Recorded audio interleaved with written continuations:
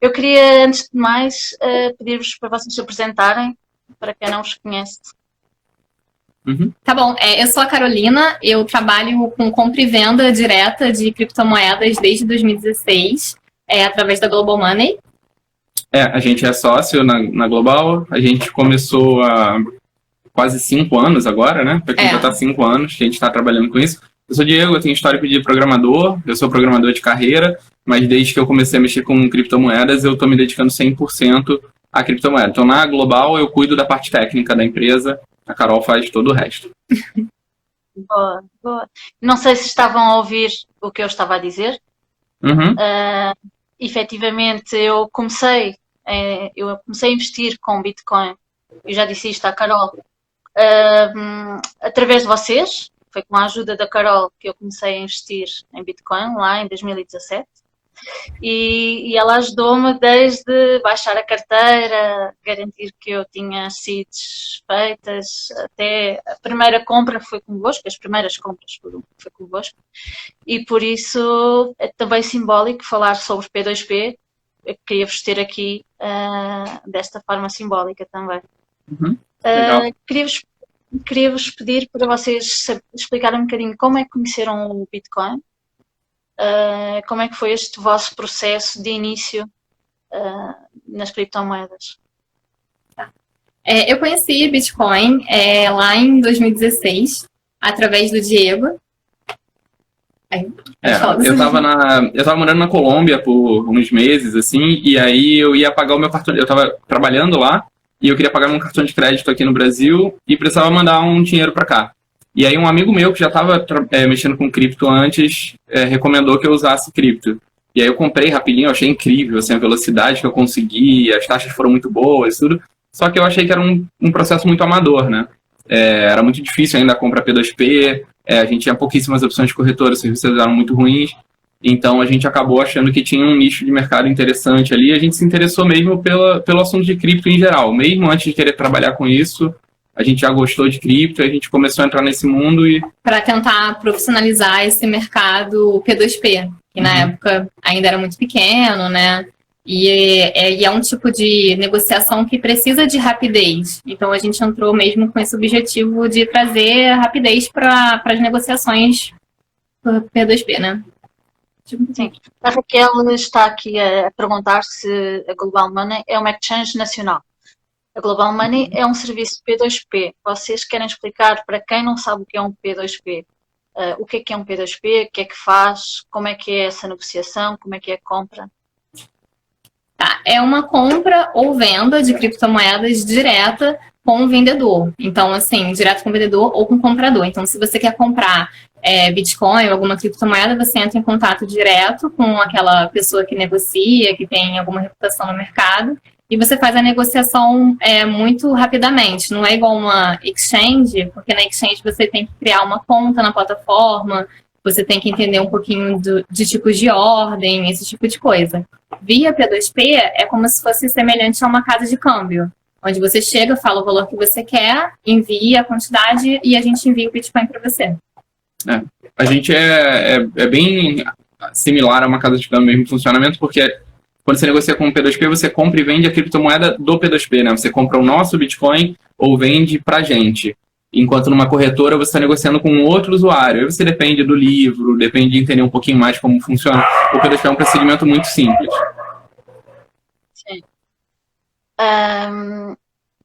Quando vocês disseram que conheceram na Colômbia, mas vocês tinham noção do mercado brasileiro? Como é que vocês decidiram trabalhar com isso mesmo? Desde conhecer lá na Colômbia para uma transferência internacional até pensar que, ok, como é que está a comunidade no Brasil? Como é que eu vou trabalhar com isto? Dá dinheiro, não dá dinheiro?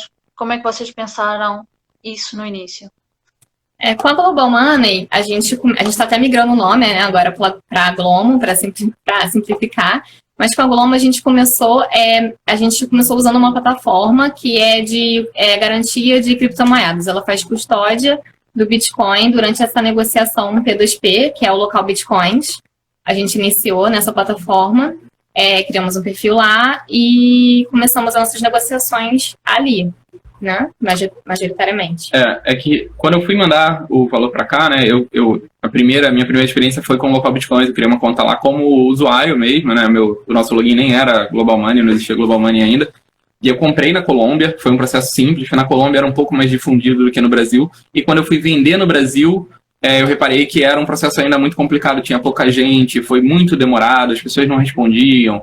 Então foi aí que eu reparei que o Brasil estava muito atrás nisso e que a gente poderia, talvez, profissionalizar isso de alguma forma e talvez criar um negócio a partir dessa deficiência do mercado nacional. Certo. Eu conheço vários P2Ps, efetivamente, que começaram em 2017. Imagino que 2016 ainda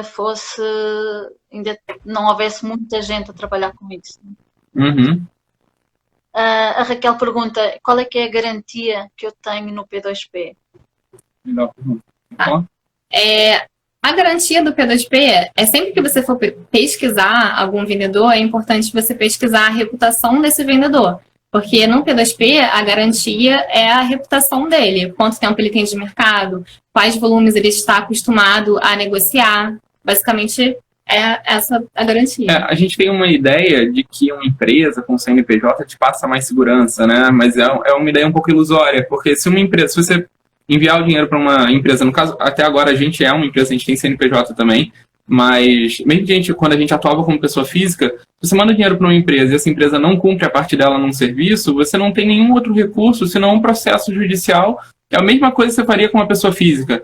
Então, assim, a garantia do P2P é a reputação, da mesma forma que uma empresa também a garantia dela é a reputação. Quando você vai contratar um serviço, aquela empresa pode simplesmente não arcar com a parte dela. E ela não faz isso porque ela tem a reputação dela e ela quer continuar trabalhando. Então, com o P2P é a mesma coisa. E é importante você pegar um P2P que negocie volumes que sejam compatíveis com o que você quer. Se você vai comprar um volume alto, você tem que negociar com um P2P mais profissional, porque é mais arriscado você negociar com um P2P que está acostumado com um volume pequeno. Talvez ele se enrole alguma coisa, limite bancário, tem uma série de questões. E da reputação mesmo dele, quanto tempo ele tem no mercado. Então, acho que o cuidado de quando você vai negociar com o P2P e o cuidado que quando você vai negociar via corretora, deve ser o mesmo. Isso. Sempre pesquisar quem é aquele P2P e qual é aquela corretora, né? Você não pode mandar dinheiro para qualquer corretora, porque a gente já teve históricos aí, não vou citar nominalmente, mas a gente tem algumas corretoras que sumiram com o dinheiro de todos os clientes. E aí, sei lá, centenas, milhares de pessoas foram prejudicadas. Então, acho que em ambos os casos, a garantia é sempre a reputação, né? Uhum. Eu posso dizer que nunca tive problemas com nenhum P2P, já negociei com vários, para além de vocês, e já perdi dinheiro com uma corretora, em 2018. A gente também teve uns problemas, né? Houve a BitGrail, eu posso dizer, não tenho qualquer problema, que é italiana. Ela negociava Nano, na altura era Redbox, e ela simplesmente fechou. E por isso o processo está aí a correr na Itália até hoje. E às vezes é difícil esses processos, né? Porque a empresa talvez nem tenha mais o ativo para poder... Mesmo que você ganhe o processo, talvez você não consiga recuperar os valores. É uma esperança. Infelizmente. Vocês falaram na local Bitcoin. Eu gostava que explicassem um bocadinho mais o que é, porque eu julgo que nem todos os P2Ps utilizam. Acho que talvez em 2017, quando eu entrei, ainda se falava bastante da local Bitcoins. Eu acho que agora está um pouco... Acho que não se ouve tanto. Vocês podiam explicar o que é? Tá, o mercado Bitcoin... O mercado Bitcoin, ele faz custódia das criptomoedas. Ele funciona como um mercado livre de criptomoedas. As pessoas colocam seus anúncios para comprar Bitcoin ou para vender Bitcoin. E aí, por exemplo, se você quer comprar Bitcoin, quando você olha a oferta lá de um vendedor, o local Bitcoins faz, ele reserva aquela quantidade que você quer comprar. Essa quantidade fica reservada até o vendedor indicar para o site que recebeu o seu pagamento. Quando o vendedor indica para o site que recebeu o pagamento, o local Bitcoins libera essas moedas para você. Então, ele funciona como uma garantia de que você vai receber aquela quantidade que você está comprando com aquele vendedor. É um serviço de escrow. E isso acontece se você usar o site da maneira correta, porque quando você abre uma negociação com o vendedor ali, você tem um tempo para fazer o pagamento.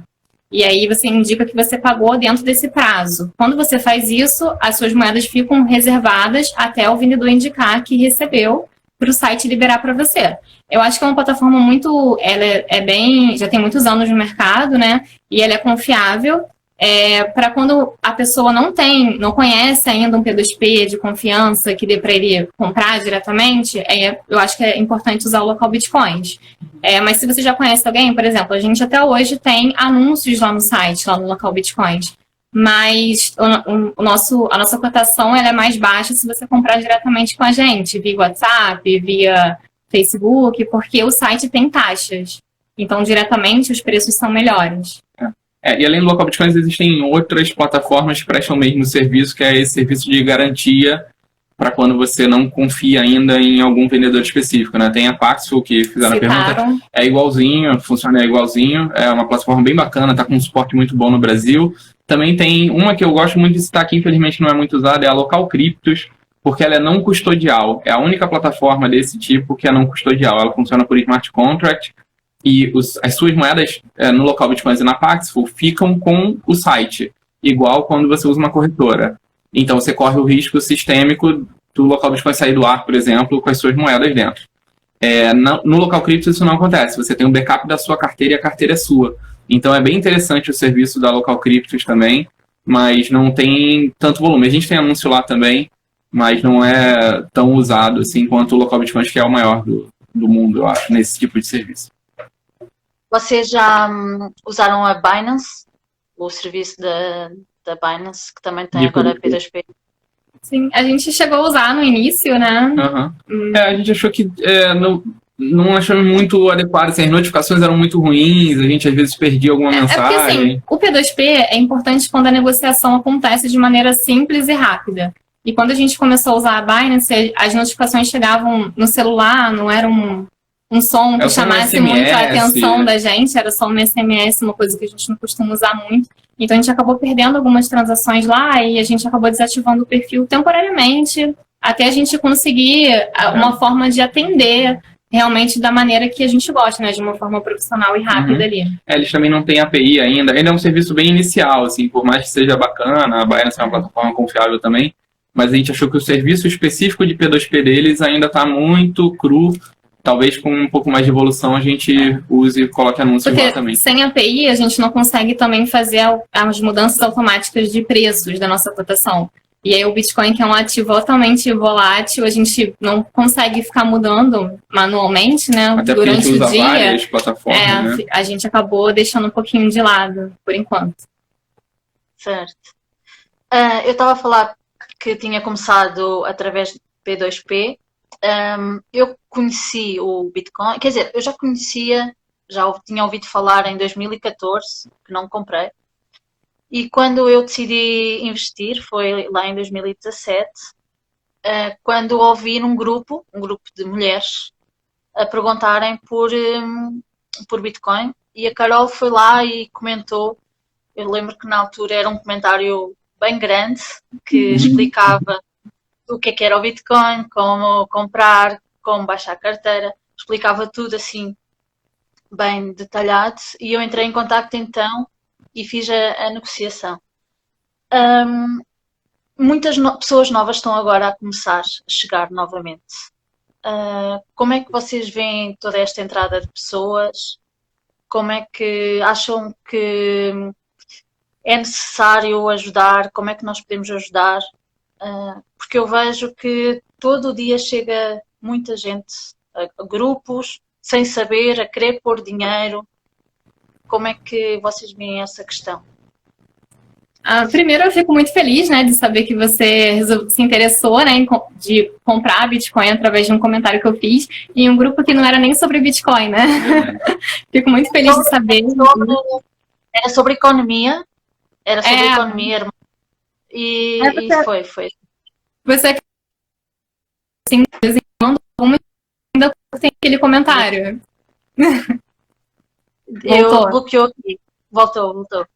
Repete.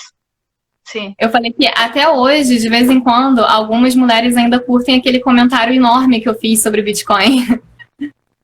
Você publicava Expliquei várias bastante vezes. coisa, né? Desde carteira, como comprar, todos os detalhes. É importante para quem está a chegar, não é? Como é que vocês veem agora este novo movimento de 2020, 2021? Eu acho que assim como em 2017, que teve a grande alta do Bitcoin, né? Agora no final de 2020 para 2021 a gente também teve algumas altas históricas aí. E isso faz com que o mercado fique aquecido, mais pessoas começam a ouvir sobre Bitcoin na televisão, matérias na internet, e isso chama muita gente para o mercado, porque todo mundo olha e fala, tá valorizando, quero comprar também, né? Ninguém quer ficar de fora. E eu acho que é muito importante existirem páginas, assim como a sua, por exemplo, aqui no Instagram, que foca bastante em algo educativo, porque se o primeiro contato dessa pessoa que está conhecendo o Bitcoin for através de uma página educativa com conteúdo confiável, igual que você faz, igual que a gente tenta fazer lá no nosso site, e outras páginas no Instagram também tento fazer, eu acho que isso já dá alguma segurança para a pessoa, né? Eu acho que é muito importante ter conteúdo desse tipo. A gente sempre tenta focar muito em educação quando a gente fala sobre isso. Mas vemos que, por exemplo, em grupos como Bitcoin Brasil, tem imensa gente a chegar e chega ali sem conhecimento, com dinheiro na mão, a querer comprar e não vai procurar conhecimento. Não sei eu acho se chegam para vocês é um problema essas bem... pessoas também.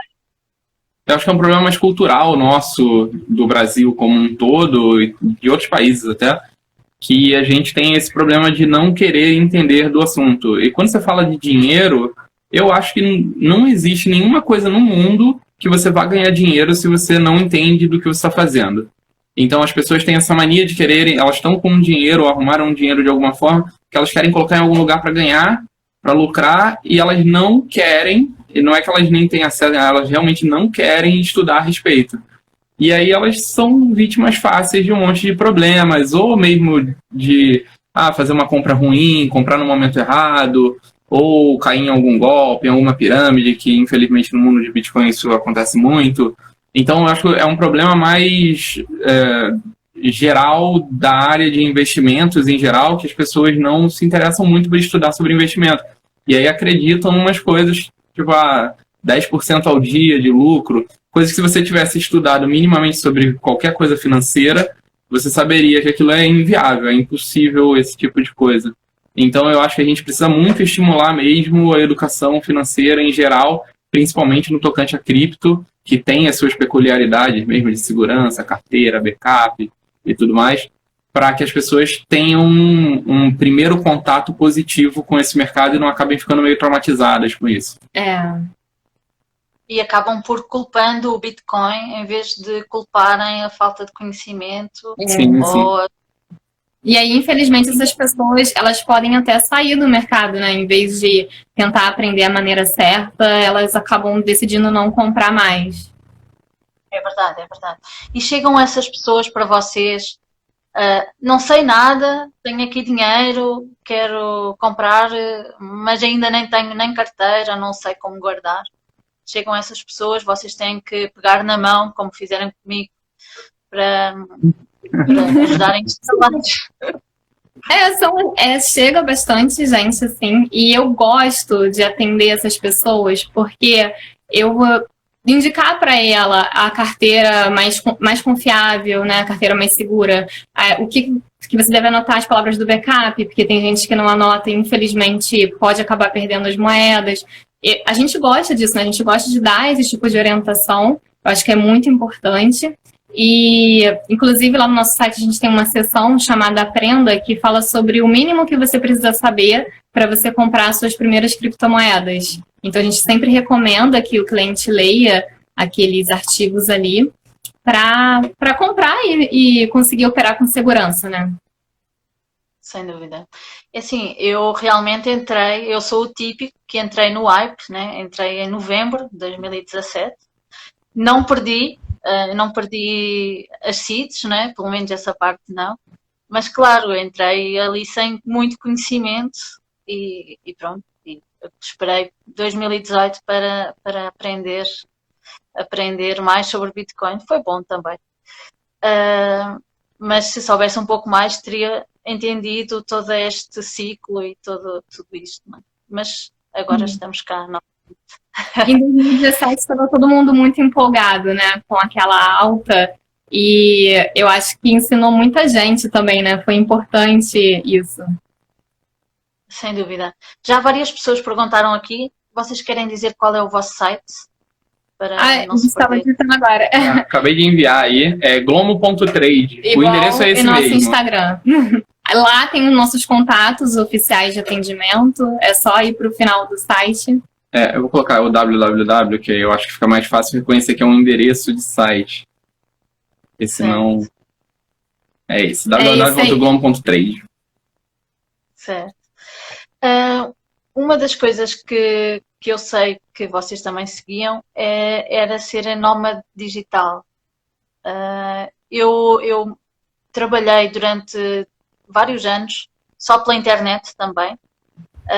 Posso dizer que era nómada digital, apesar de não viajar propriamente, que é o que se espera de um nómade.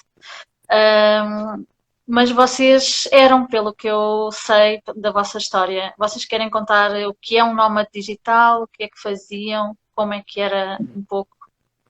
Sei que a pandemia deve ter estragado um pouco essa... A gente está na guarda, né? Então, a gente trabalhar pela internet possibilitou isso pra gente. A gente já gosta muito de viajar, né?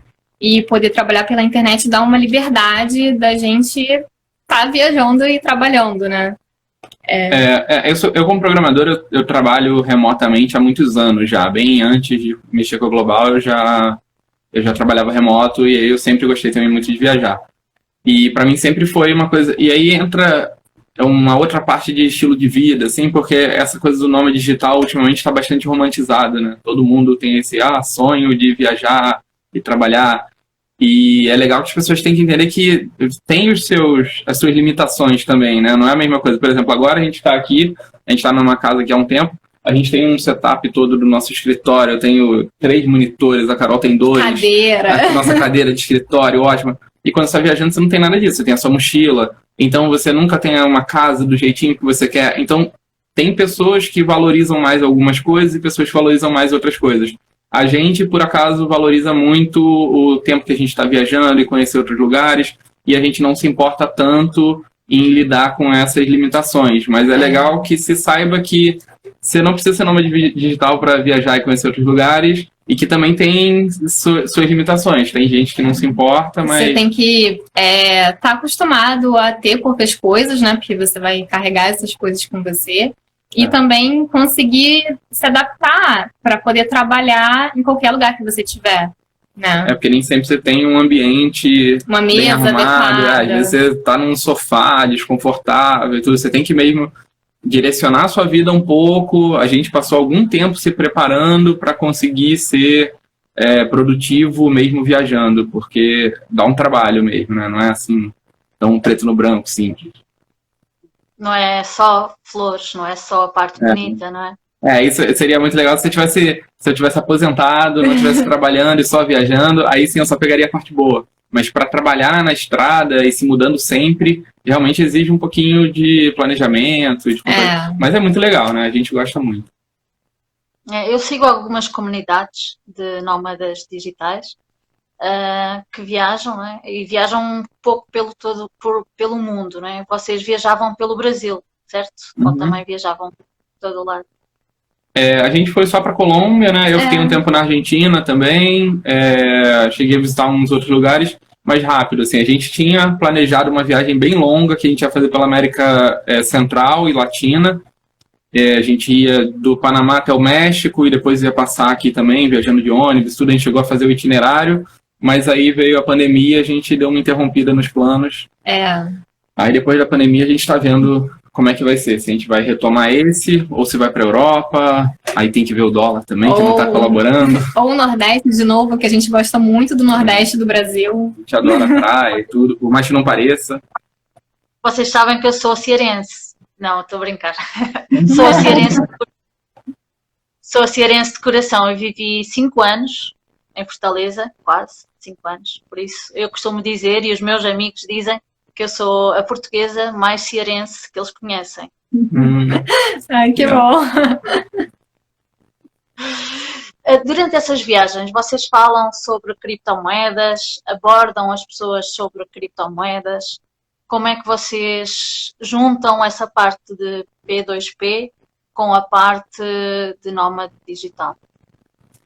A gente acha que o setor do turismo, de uma forma geral, ele tem tudo a ver com criptomoedas, né?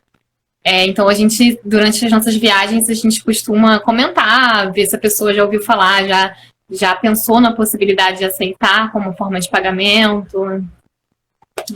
Principalmente sim, em área de qualquer serviço relacionado ao turismo, hospedagem, alimentação. A gente viajou muito por zona turística também, né? Por mais que a gente pegue, às vezes, baixa temporada e tudo, mas a gente invariavelmente cai nas áreas turísticas e a gente sempre comenta com as pessoas, porque você vê que muito estrangeiro vai para lá, então é um ponto de uso muito simples, até porque os estrangeiros às vezes têm mais contato do que os brasileiros com cripto, né? Estão mais familiarizados e tudo, mas a gente não tem uma aceitação tão grande ainda no Brasil, né?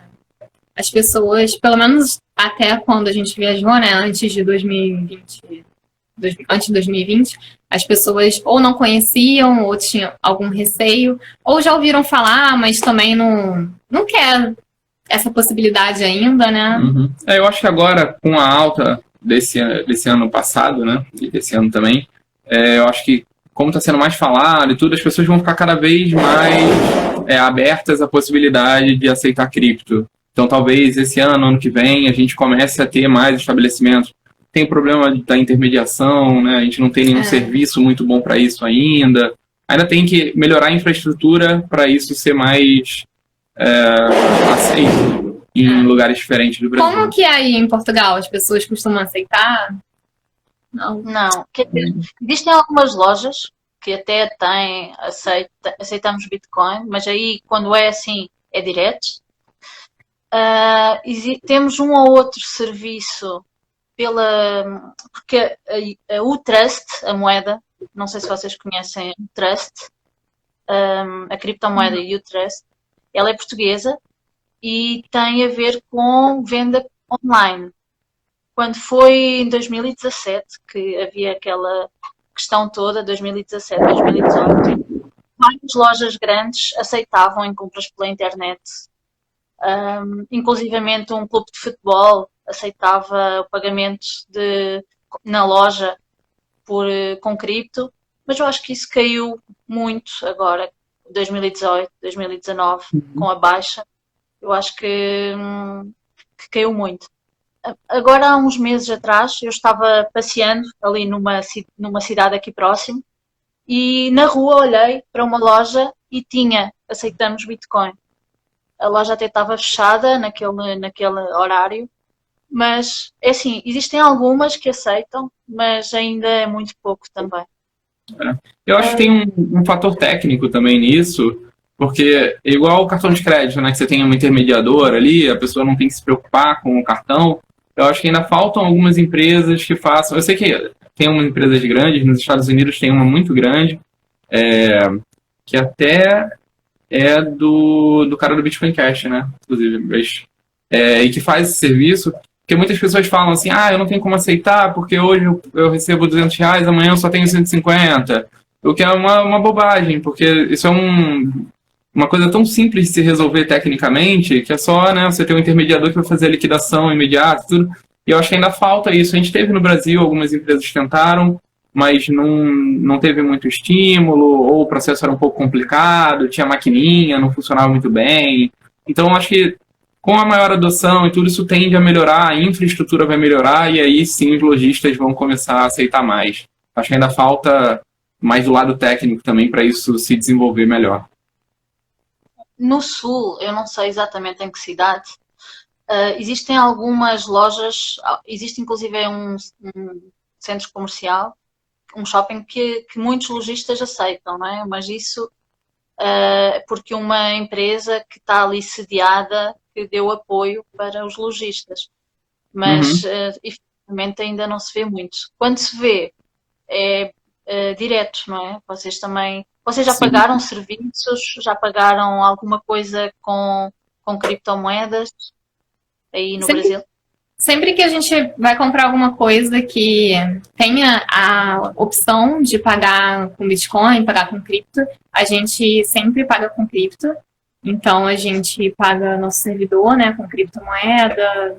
Já comprei um livro com criptomoeda. A nossa infraestrutura da empresa, a gente já pagou consultor, advogado, os nossos servidores, o nosso domínio, tudo isso a gente usa só cripto para pagar, então a gente tenta ao máximo possível tudo da empresa ser focado em cripto. E na nossa vida pessoal, sempre que tem, mas realmente a aceitação ainda não é tão grande, mas eu acho que tende a melhorar. No nosso meio tem um pouco mais, né? A gente convive com muita coisa assim. A gente vai ver se o nosso contador aceita criptomoeda a gente tá também. A gente tenta direcionar, né? Mas então vocês são a favor da usabilidade e não apenas do hold, do guardar.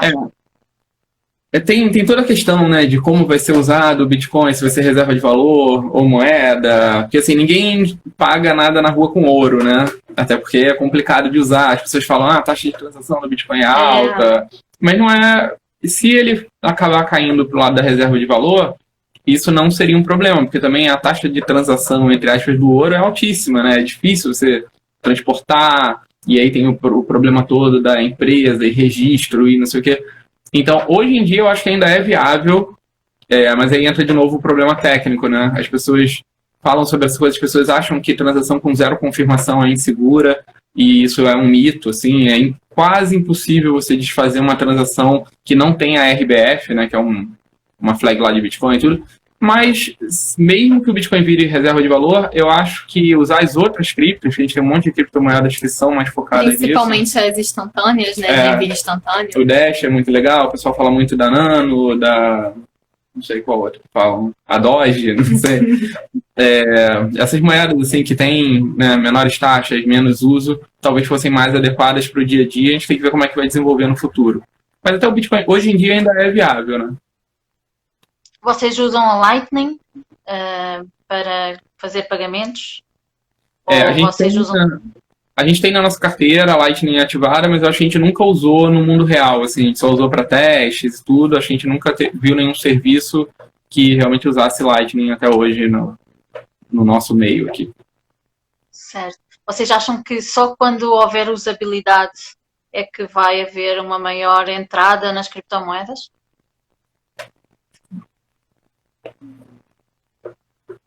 Eu acho que a gente tem ainda um problema muito sério, assim, você parar para pensar que até hoje em dia a gente teve um cliente que é muito amigo nosso que usava aquela Green Wallet, que era a Blockstream. E aí a Green Wallet, ela usa uma carteira multiassinada que uma das pontas é a Blockstream. E aí você não tem como pegar as palavras dela e importar em outra carteira. Se você cria uma carteira na Electrum, ela usa umas palavras que são proprietárias, né? A seed da Electrum é proprietária, não segue o BIP39. Ele estava tentando restaurar a carteira dele da Green numa outra carteira, que seja mais Mycelium ou Electrum. E ele não estava conseguindo, ele pediu ajuda pra gente. E, cara, é complicado, porque elas não são compatíveis. Então, pra você ver, tinha que padronizar, né? Na parte que já é super desenvolvida, que é a carteira de Bitcoin, né? Que é a moeda número 1. A gente ainda tem esses problemas. Se você cria na Electrum, você não importa na Mycelium. Você cria na BRD, você não importa na Edge. Então, e aí, imagina isso tudo ser tão complicado para as pessoas que querem aderir e querem usar no seu dia a dia. Tem que ser uma coisa simples, né? Ainda tem um caminho muito longo, e do ponto de vista de usabilidade mesmo, para que isso entre num público mainstream. Assim, minha mãe não tem nenhuma chance de usar criptomoeda hoje em dia com segurança, sem preocupações. Acho que no momento tá mais mesmo para comprar e guardar, né? Hold, essas coisas são já complicadas, né, para as pessoas que são leigas, mas é possível, é mais possível do que usar no dia a dia, no momento. mas se houver um real digital, ou um euro digital, ou um dólar digital, como falam, as pessoas vão ter que aprender a fazer pagamentos com um celular, não é? É que eu acho que aí a gente entra na questão de provavelmente isso vai ser integrado nas plataformas bancárias. A gente vai ter um investimento de usabilidade mais massivo. Já vai chegar simplificado, né? Exatamente. Até porque provavelmente vai ser centralizado, a gente não vai ter os problemas de bloco, de tempo, de nada disso. Então realmente vai ser uma coisa simples. Talvez seja uma porta de entrada, né, para as criptos também, já que as pessoas vão se habituar um pouco mais. Mas eu acho que a gente precisa de um trabalho muito forte ainda nas criptomoedas, nas blockchains abertas, nas blockchains livres, para que ela tenha uma adoção maior. Mesmo com as moedas nacionais digitais, eu acho que a gente ainda vai precisar de muito trabalho no ponto de vista das criptos, para se a gente quiser que isso vire uma moeda do dia a dia. Vocês, nessas viagens, vocês encontraram assim alguma cidade que fosse mais crypto-friendly? Alguma cidade que vissem que estava um pouco mais desenvolvida nessa questão das criptomoedas? Recife, talvez? Tinha uma lenda, né? Em Recife, o shopping, o Paço Imperial, eu acho. Eles tinham uma lenda de que até 2018 tinha uma regra que todas as empresas iam ter que aceitar. Todas as lojas do shopping. A gente achou uma que aceitava, que era um espaço maker. Bem bacana, inclusive, o espaço maker de lá que aceitava. Que é onde fica a Coinwise, que é uma empresa do ramo de criptomoedas, ela fica dentro desse shopping. Então, eu acho que eles tentaram fazer uma coisa, mas a gente não viu funcionar. Depois, também tem a lenda de que Aracaju era a cidade número 1 cripto do Brasil. A gente passou lá e não conseguiu usar nenhuma vez. Então, realmente, ainda não tem A gente achou algumas coisas, mas muito esporádico. Tem em São Paulo, né, um centro que eles tentaram fazer, que eu acho que tem alguns lugares que aceitam a mais. E eu sei que em Medellín agora, lá na Colômbia, né, muita gente fala Medellín, teve um esforço muito grande da Dash lá, e aí eles fizeram num bairro chamado Laureles, tem uma série de estabelecimentos lá, bastante coisa mesmo, uns 40, 50 estabelecimentos diferentes que aceitam Dash. Então eles estão tentando, no Brasil eu ainda não vi nada que tenha vingado. Se vocês forem em El Salvador, têm que ir conhecer El Zonte, que é onde está a decorrer um projeto muito grande de Bitcoin, toda a gente usa Bitcoin. Legal. Se vocês forem em El Salvador. Estamos aqui já quase a terminar a nossa live. Eu agora inseri 3 perguntas para fechar sempre as lives, que é para depois fazer também aqui um compilado das várias lives que eu estou a fazer. São 3 perguntas muito fáceis. A primeira pergunta: quem é Satoshi Nakamoto? Gente, eu não sei. Eu vou te falar, eu não acredito muito nas teorias de que era o Ralph Finney, de que era algum dos outros envolvidos ali. Eu acho que era uma pessoa realmente externa e... Um gênio que nunca saberemos quem. Que tem várias coisas, né, que não batem na análise. Parece que é uma pessoa que planejou muito bem a coisa. A análise linguística, às vezes usava o inglês da Inglaterra, às vezes o inglês dos Estados Unidos. Dá pra ver que tem um planejamento por trás de tudo que ele fez. Então eu acho que era realmente uma pessoa nova, não era nenhuma daquelas pessoas do meio ali, e que realmente preferiu permanecer anônimo, ainda bem, né? E eu acho que a gente não vai saber quem Também acho que infelizmente nunca saberemos. Queriam saber quem era? Ou preferem mesmo que não se saiba? Eu não sei qual seria o impacto disso no Bitcoin. Então eu não sei se... Eu queria porque eu sou curiosa. Isso. Mas eu não sei se seria positivo, o que aconteceria com ele se descobrissem quem é ele. Eu queria saber, mas não queria que soubessem. Eu queria só eu saber. Aí tá bom.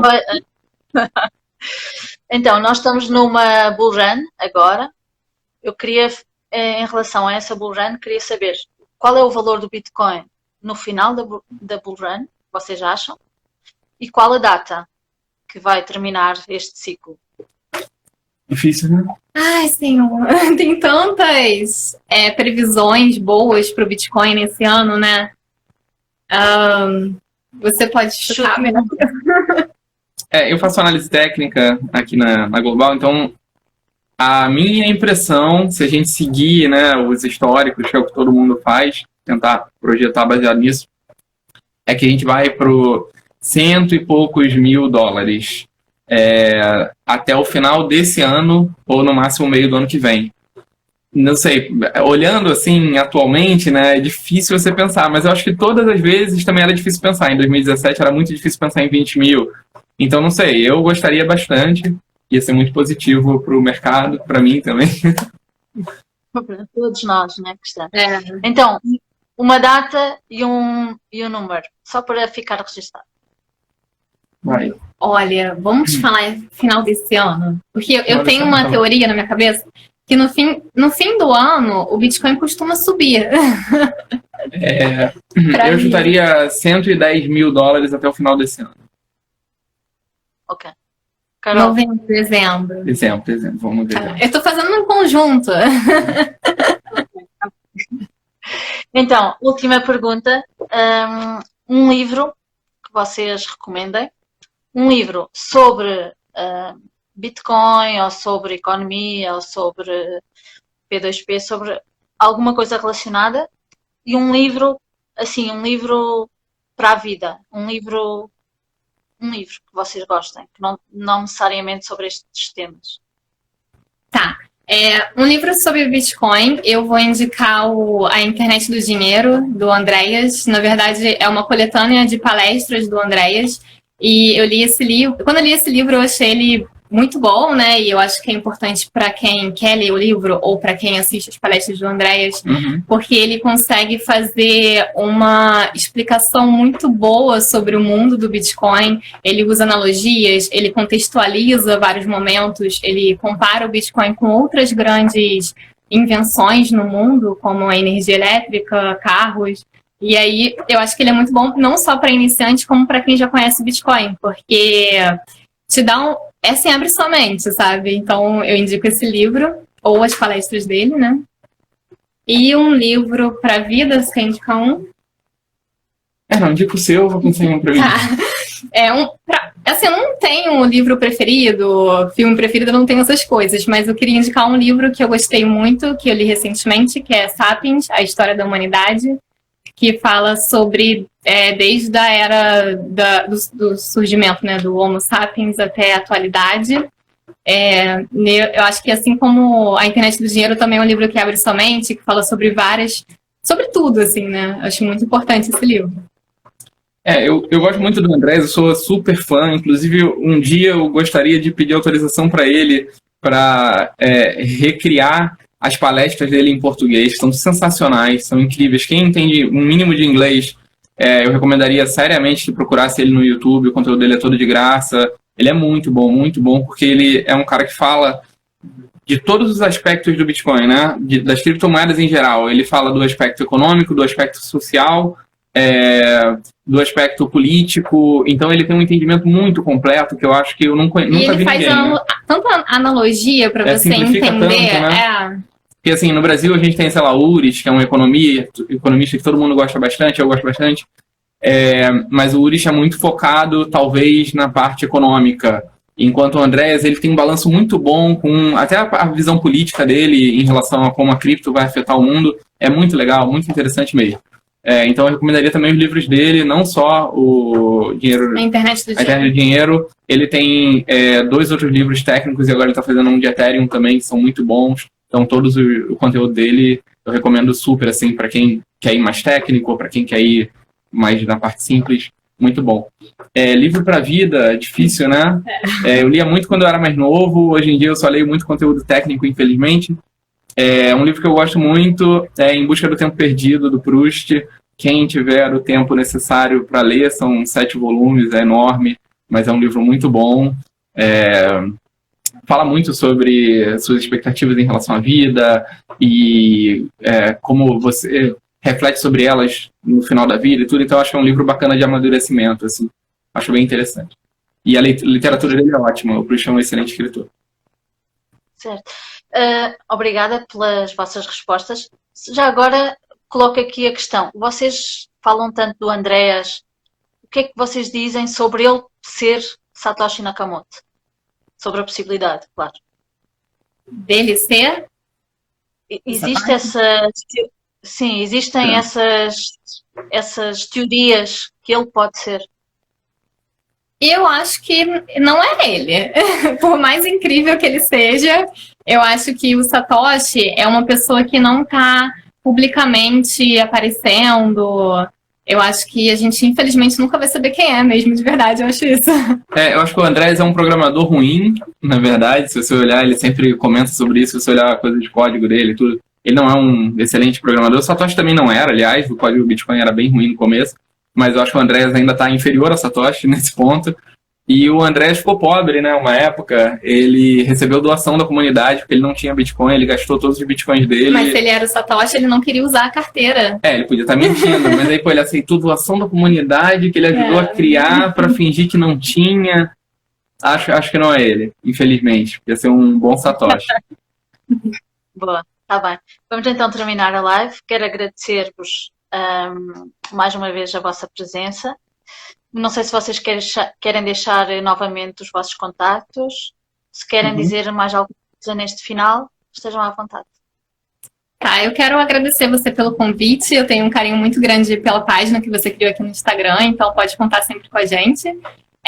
E se alguém quiser comprar ou vender criptomoedas, é só entrar em contato com a gente. O nosso site é o nome do nosso Instagram, que é glomo.trade. Bem fácil. A gente também tem serviços de consultoria. Hoje em dia a gente só dá consultoria para pequenos grupos, a gente não está mais dando consultoria individual, mas a gente faz isso também. E quem tiver dúvidas mesmo, quiser, né, conversar um pouco, fica à disposição mesmo. A gente está sempre online. Quem quiser tirar alguma dúvida com a gente, pode chamar no WhatsApp, no Telegram, no Signal, mais onde? No e-mail, no formulário do site, a gente tem um monte de contato. E também quem quiser comprar e vender pode chamar lá no site. E não esqueçam de olhar também a nossa seção educativa no site, que deve crescer bastante esse ano. A gente ainda tem pouco conteúdo lá, mas a gente pretende aumentar bastante ao longo desse ano agora. Então fiquem de olho lá. Bom, tá bem. Muito obrigada então. Um beijo para todos os que nos estão a assistir e Muito obrigada.